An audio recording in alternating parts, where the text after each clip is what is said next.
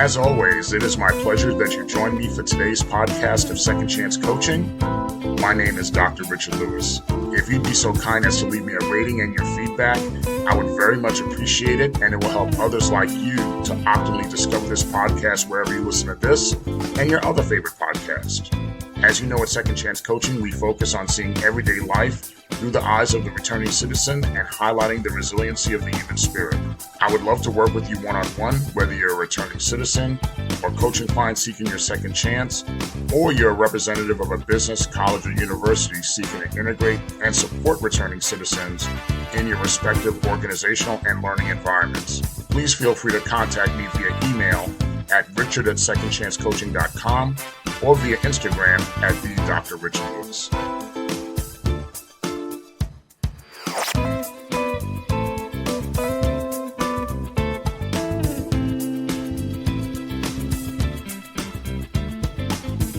Welcome again to another edition of Second Chance Coaching.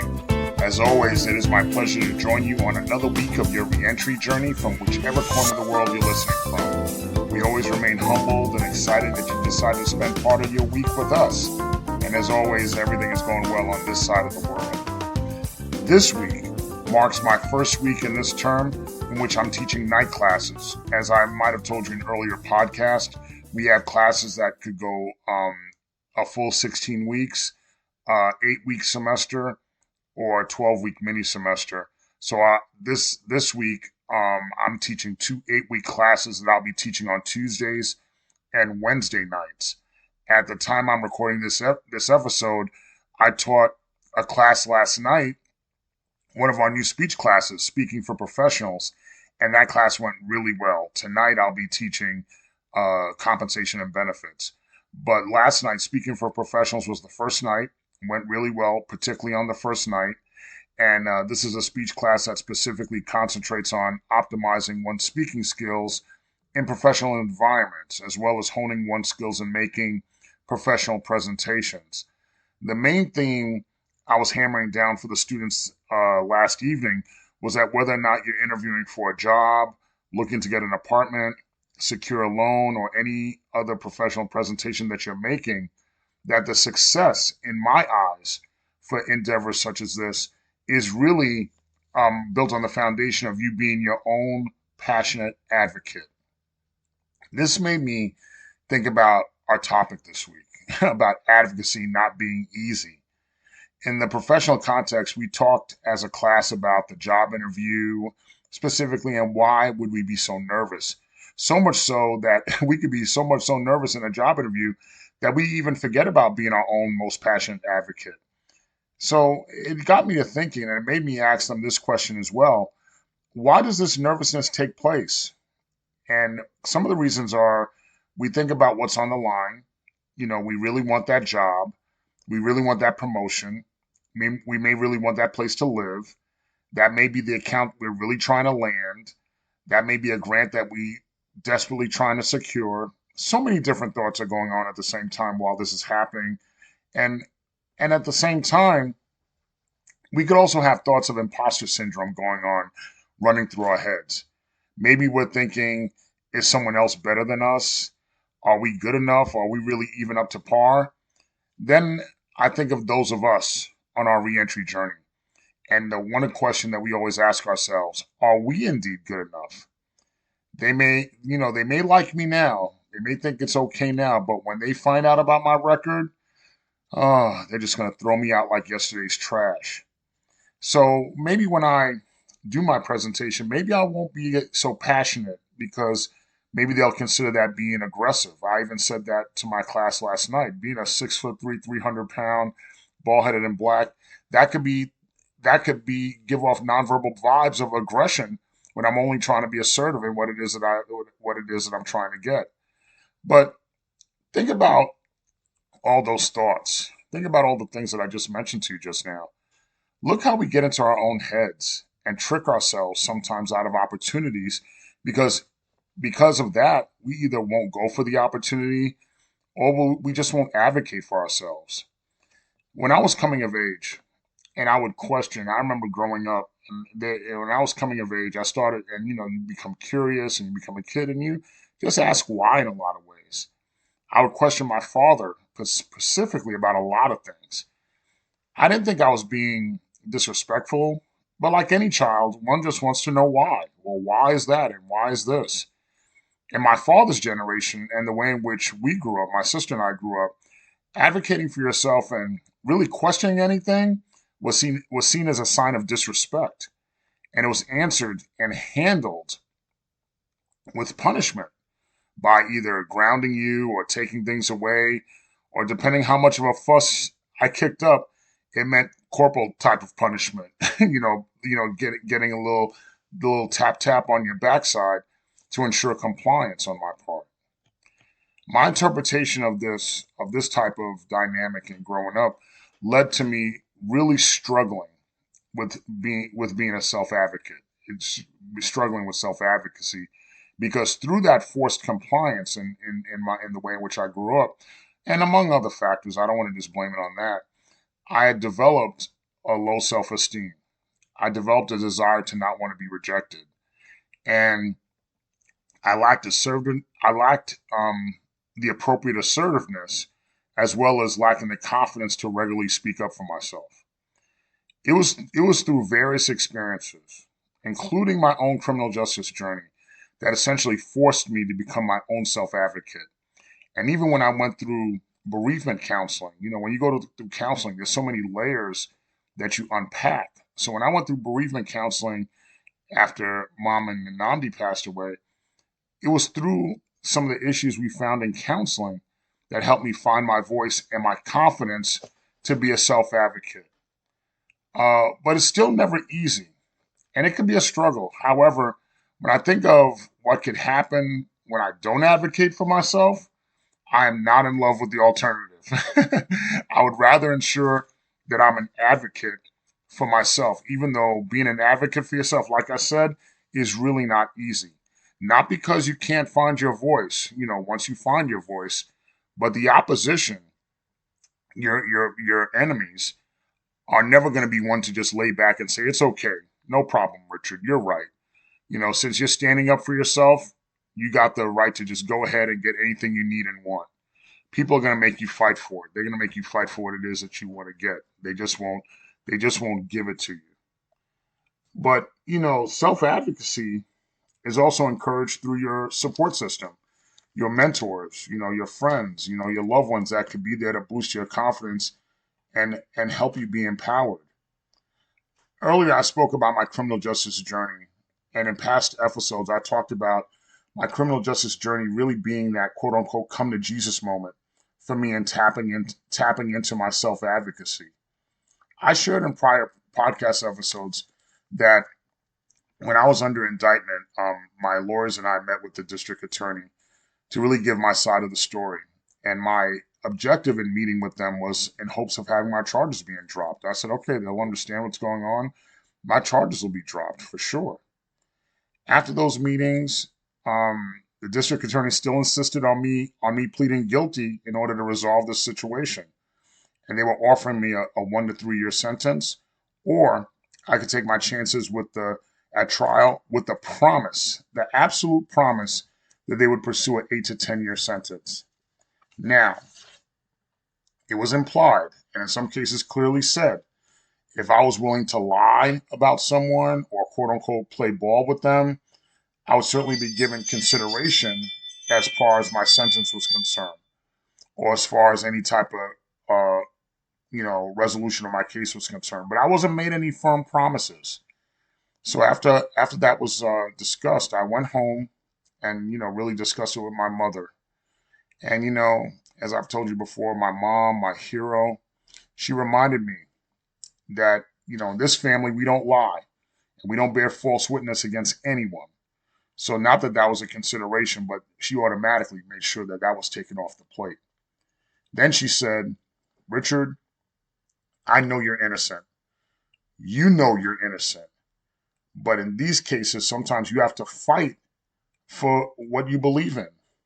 And then remember, one day you're going to have to look at your kids. You're going to have to look at Julian and Anandi, and they're going to come to you with advice about how to face their fears and when they have to come to the crossroads and fight for what they believe in.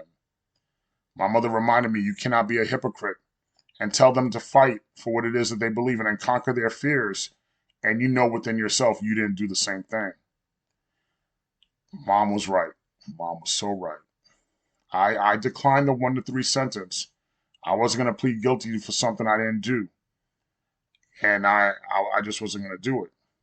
Unfortunately, at the trial, as you know, as we shared before, I was found guilty, and the district attorney kept their promise. They wasn't playing around. They kept their promise, and they went in court, and at my sentencing, they asked for that 8 to 10 years. And the judge, looked at me, mulled it over, thought about what my sentence should be, looked at all the letters of support I received, the sentence report I had. I guess he looked at the law and whatever else he contemplated, and then he sentenced me to 1.5 to 4.5 years. That was a break, but certainly not because the judge was a fan of mine or was a nice guy. He was neither. But as far as I was concerned, me being able to get a 1.5 to 4.5 year sentence after being asked for an 8 to 10 year sentence, this was all by the grace of God. At the end of the day, as you know, I was released into work release after just 6 months. So people who bear false witness against me and whatever sweetheart deals they got, I still got out before them, and they testified against me. Once again, the grace of God. The grace of God ensured that my self-advocacy and my self-confidence was starting to build. Even when I look at today, at the present day, my daughter Julian is in the criminal justice reentry space and is a passionate advocate. And humbly, I have to say, in her and I having these conversations about my experience, I definitely always have her love, but I also have her respect. And that is something I very much cherish. Now, fast forwarding to today, this past academic year, I proudly served on the faculty senate. And part of the things that we did as that we do as a faculty senate, we work in co-governance with the administration on different initiatives in which the faculty are a part of. So the faculty senate is one of the leadership arms of the faculty at the institution. The other would be our union chapter. And the faculty senate, we developed for consideration as a pilot, the Senate endorsed it for the most part, a faculty advising model, which would be utilized to increase our student engagement and provide supplemental income for full-time faculty. The only resistance we met was from the leadership of our union chapter. The leadership felt that this was something to be bargained in collective bargaining, while we felt the pilot fell directly under an existing article of the collective bargaining agreement. Despite that disagreement, as a member of the faculty union myself, I encouraged the union to negotiate the article if they felt so strongly about it. I thought it was a dead issue at that point. We could agree to disagree, bargain it, no problem, we're good to go. Of course, I could not have been more wrong. Over the next 3 to 4 days, myself and other faculty senate leadership were bombarded with emails from a rogue member of the union negotiating team saying we were negotiating with the administration outside the bounds of the collective bargaining agreement. It's a violation of the collective bargaining agreement. And did I want to be known as someone who broke with solidarity and broke the law? All kinds of triggering language. As a returning citizen, this was incredibly triggering for me. Because when you accuse me of breaking the law, and what's even doubly triggering, that now I'm once again in conflict with a labor union, that just wasn't cool.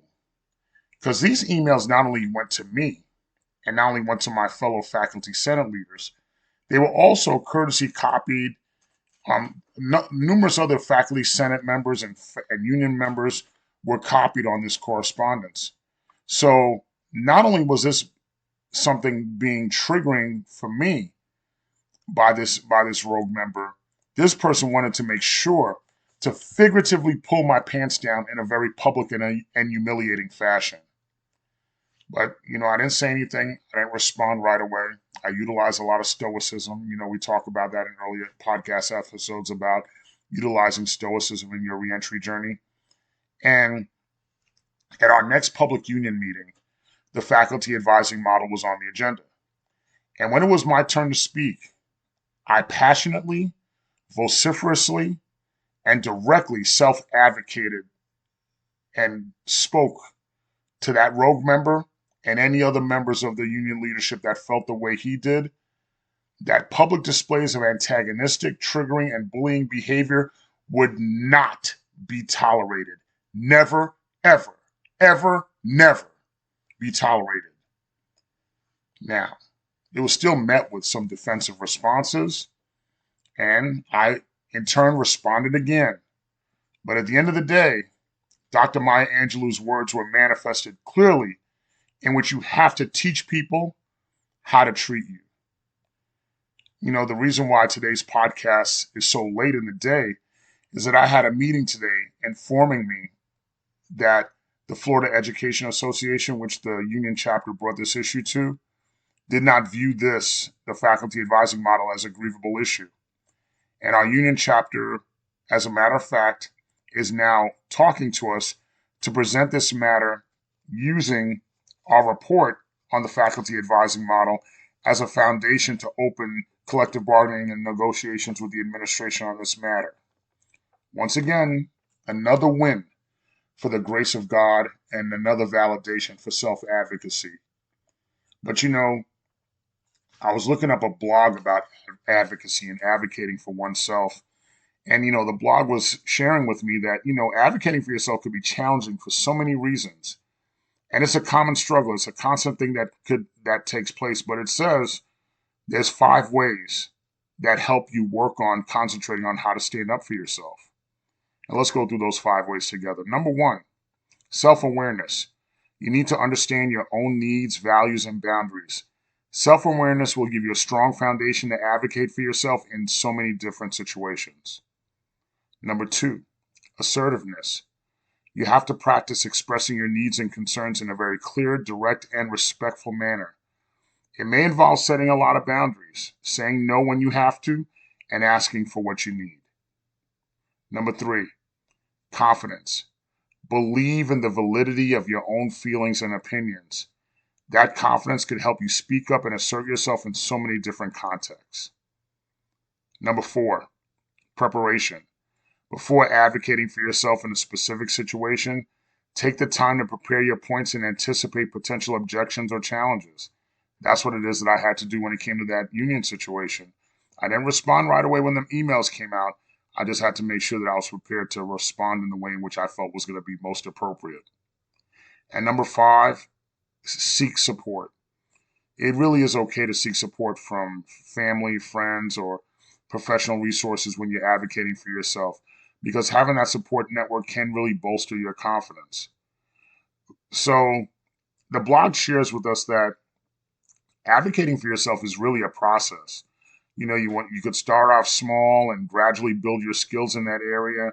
But even when you're going through that process, it's important, as always, to be kind to yourself and recognize it's okay to feel vulnerable or uncertain at times. Even today, even now, I still feel vulnerable and uncertain at times. But like I said earlier, I don't want to sit there and be faced with the alternative of not standing up for myself. And speaking of advocacy and what it is that we do, right now, the end of the legislative session for the state of Florida has concluded. So hopefully we're going to have some bills go in front of the governor's desk that the governor will sign because they have passed committee. And I believe they are now, they are final bills that are ready for consideration. And one bill is Senate Bill 2516, Florida Senate Bill 2516, which will allow us as community colleges to opt into the state group health insurance plan. That would be a huge, huge win for us in order to make healthcare more accessible, better healthcare more accessible, and more affordable for employees of community colleges. The other Senate bill that I'm paying attention to is Florida Senate Bill 62. And this is for returning citizens that once they are released from incarceration, they will not lose in-state tuition rates due to being incarcerated. So their time in being incarcerated in a Florida state prison, they would be able to sit there and get credit for in-state residency. So in going to school, it's a much cheaper dynamic and much cheaper way in order to complete their education, which is just absolutely huge, absolutely huge. So I'll keep you updated on those bills as well. As always, I want to thank you for always sharing your time with me. Thank you for continuing to spread second chance coaching to your friends, family, loved ones. Keep telling them how we're doing. Give us feedback about how we're doing. If you want to be on the show, if you have a story to share with us, please come on the show. I'd love to have you. And once again, thank you for joining us. It's so much, very much appreciated. And I look forward to spending more time with you again next week.